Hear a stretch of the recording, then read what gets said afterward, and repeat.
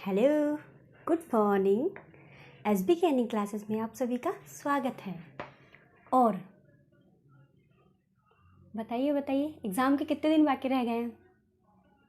पढ़ रहे हैं लगातार उसी स्पीड से जिस स्पीड से आपने शुरू किया था, जब वैकेंसी आई थी,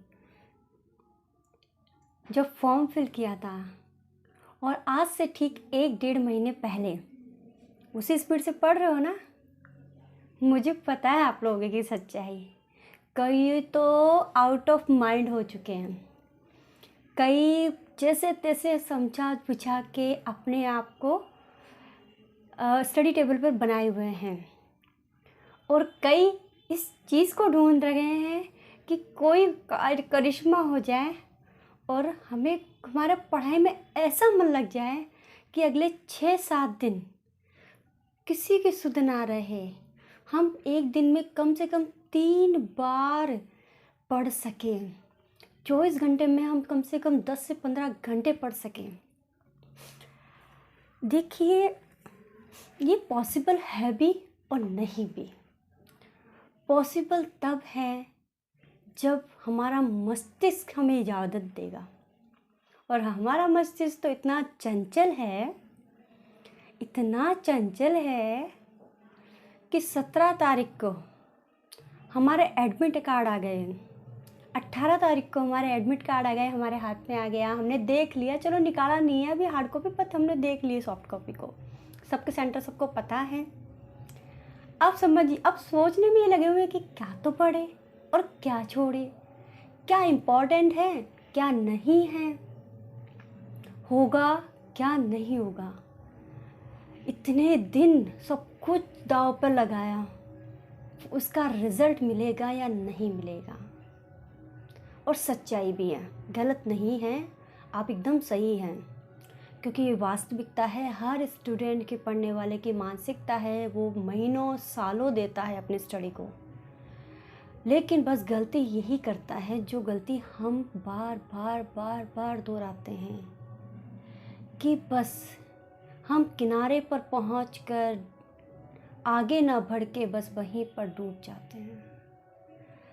इसमें आपका भी कोई दोष नहीं है। क्यों? क्योंकि मन एकदम से विचलित हो जाता है, एकदम से हट जाता है, बहुत सारी चीज़ें हमारे दिमाग में चलना शुरू हो जाती हैं।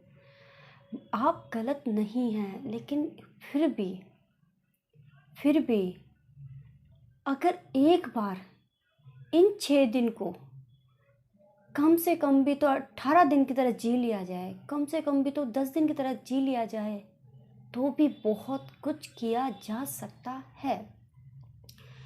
जो तैयार नहीं है, क्या तैयार है क्या नहीं तैयार है, कैसे करना है नहीं पढ़ना है, आपको सब कुछ पता है। अब कुछ बताने का हमारे पास समय नहीं है, सब ने बता भी दिया, और आपको नई खुशखबरी भी दे दी कि हमारे पास न्यू वैकेंसी आने वाली है। आपके अंदर एक उदासी को थोड़ी सी आशा में बदलने की कई हमारे यूट्यूब चैनल्स ने कोशिश भी की है। मैं जब तक पुख्ता नहीं हो जाऊंगी तब तक मैं कोई वैकेंसी नहीं डालती हूँ, क्योंकि मुझे है ना अफवाह में बिल्कुल विश्वास नहीं है। एकदम मतलब जो सॉलिड चीज़ होती है वही मैं देती हूँ, भले ही मेरे चैनल में कितने ही कम व्यूज़ हो, कितना ही कुछ हो, लेकिन मैं आपको फेक न्यूज़ नहीं दे दूँगी। पहली और आखिरी बात है, भले ही आप चले जाए, लेकिन एक दिन लौट कर वापस आएंगे, क्योंकि मेरा चैनल आपको वहीं मिलेगा जहां आपने छोड़ कर गए थे। अब बात करते हैं क्या करें और क्या ना करें, क्या पढ़े और क्या ना पढ़े। एक बात बोलूं, मैं बहुत काम की है। अब आप टारगेट को छोड़ दीजिए, मेरी बात ध्यान से सुनिए, टारगेट को छोड़ दीजिए। अब हमारे पास किसी भी सिलेबस से पढ़ने का भी हमारे पास टाइम नहीं है। अब आपके हाथ में आपने जो इकट्ठी की थी ना मटेरियल, और आपने जिस कोई सी भी बुक आपके सबसे पहले हाथ में जाए ना, आपके पढ़ाई का मन नहीं है ना, कोई सी भी बुक जो 4-5-6 हमारी यूनिट है, उसमें से कोई सी भी नोट्स, कोई सी बुक, कोई सी भी कुछ भी आपके सामने टेबल पर रखा हो ना, आप एक बार उसी को खोलो, मत देखो, अब सिलेबस मत देखो, क्योंकि आपने अंडरलाइन तो कर लिया, इतनी तो मैं आशा कर सकती हूँ आपसे।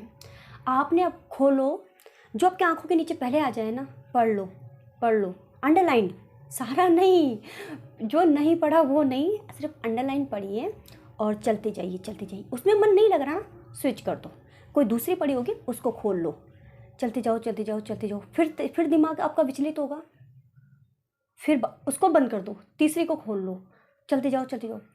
धीरे धीरे धीरे धीरे धीरे धीरे धीरे आपका रिवीजन होगा, डेफिनेटली होगा, थोड़ा थोड़ा होगा लेकिन होगा। बस थोड़ा सा 6 दिन और अपने आप को इतना थोड़ा सा मन पक्का कर लो। यूँ समझो कि आप बीमार हो और बेड पर हो और आप 6 दिन मतलब इस बेड से हिल नहीं सकते, आप नहीं जा सकते कहीं भी, कोई शादी नहीं अटेंड कर सकते, कोई फंक्शन अटेंड नहीं कर सकते, कोई खुशी नहीं मना सकते, आप नहीं जा सकते, आपका शरीर आपको अलाउ नहीं कर रहा है। वो टेबल और वो स्टडी टेबल, वो किताबें ही आपकी बीमारी हैं और वही उन्हीं के साथ में आपको कम से कम 6 दिन और बिताने हैं। सिर्फ और सिर्फ 6 दिन समझ लीजिए कि वही सब कुछ है, होगा थोड़ा सा ही, नहीं ज़्यादा नहीं तो थोड़ा सा रिवीजन होगा। और हाँ, अब इस बात को भुला दीजिए कि आपका सिलेक्शन होगा कि नहीं होगा, बिल्कुल भुला दीजिए। अब सिर्फ और सिर्फ आप तो ये देखिए कि अब जो हम पढ़ेंगे ना वो हमारे लिए नॉलेज के लिए पढ़ रहे हैं हम। ये छोड़ दीजिए कि एग्ज़ाम के लिए पढ़ रहे हैं, नहीं, मत पढ़। अगर आप यूँ सोचेंगे ना कि मैं एग्ज़ाम के लिए पढ़ रहा हूँ तो आप डेफिनेटली डरेंगे, बार बार डरेंगे, ये डर आपके अंदर बार बार घर करेगा। आप इसको छोड़ दीजिए कि मैं एग्ज़ाम के लिए पढ़ रहा हूँ। सिर्फ आपकी जो वो यूनिट्स की जो आपकी नोटबुक्स हैं, आपकी बुक्स हैं, सिर्फ आपको उनको खोल लिए, अंडरलाइन को आप सिर्फ पढ़ते रहिए, पढ़ते रहिए, पढ़ते रहिए, पढ़ते रहिए, बार बार बदलिए। आप अपनी नोटबुक को, बुक को, जितने भी आपने सेलेक्टेड मटेरियल रख रखा है, बस उसको आप बार बार बदलते रहिए। और आप यही सोच कर पढ़िए कि हम सिर्फ अपने नॉलेज के लिए पढ़ रहे हैं, अपने लिए पढ़ रहे हैं, क्योंकि हमें पता है कि हमने जो 10th में पढ़ा था वो हमें कुछ आज भी आता है, जो हमने LKG UKG में पढ़ा था वो भी हमें आज भी आता है, बहुत कुछ हमें आज भी आता है, हमारी मेमोरी में हमारे पास है। तो सिर्फ अब हम नॉलेज के लिए पढ़ रहे हैं। अब जो पढ़ रहे हैं ना वो अगले कंपटीशन के लिए पढ़ रहे हैं, हम प्री का तैयारी कर रहे हैं, हमारे सामने नई वैकेंसी बहुत सारी आने वाली हैं। टेंशन बिल्कुल भूल जाइए कि आपका 3rd ग्रेड एग्ज़ाम है, अब बिल्कुल भूल जाइए। सोचिए कि मुझे एग्ज़ाम नहीं देना, सिर्फ मैं पढ़ रहा हूँ और मेरे बेटर फ्यूचर के लिए पढ़ रहा हूँ, मेरे कंटेंट को सॉलिड बनाने के लिए पढ़ रहा हूँ, मेरे खुद के लिए पढ़ रहा हूँ। सब्जेक्ट मेरा खुद का इतना मजबूत होना चाहिए कि मैं अपनों को, मैं किसी भी जगह खड़े हो जाऊँ तो उस टॉपिक पर मैं बोल पाऊँ, मैं इसलिए पढ़ रहा हूँ, मैं एग्ज़ाम देने के लिए नहीं पढ़ रहा हूँ। हाँ, भूल जाइए, आप भूलेंगे ना तभी।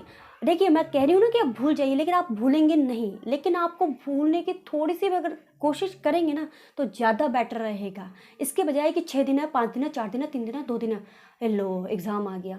नहीं, आप तो भूल जाइए कि आपको एग्ज़ाम सेंटर में एग्ज़ाम के लिए मतलब तैयारी करनी है। आप तो यूँ सोचिए कि बस अब मुझे नॉर्मल तैयारी करनी है।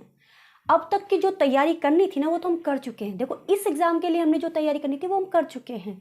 अब हम जो भी एक्स्ट्रा पढ़ेंगे ना वो हमारे चेतन मन के लिए पढ़ेंगे, जो अचेतन में गिरा हुआ है उसको वापस अपना मतलब धार देने के लिए हम पढ़ेंगे। एग्ज़ाम को पॉइंट ऑफ व्यू के एक बार के लिए दिमाग से निकालिए, तभी आप पढ़ पाएंगे, क्योंकि डर बहुत बड़ी चीज़ है।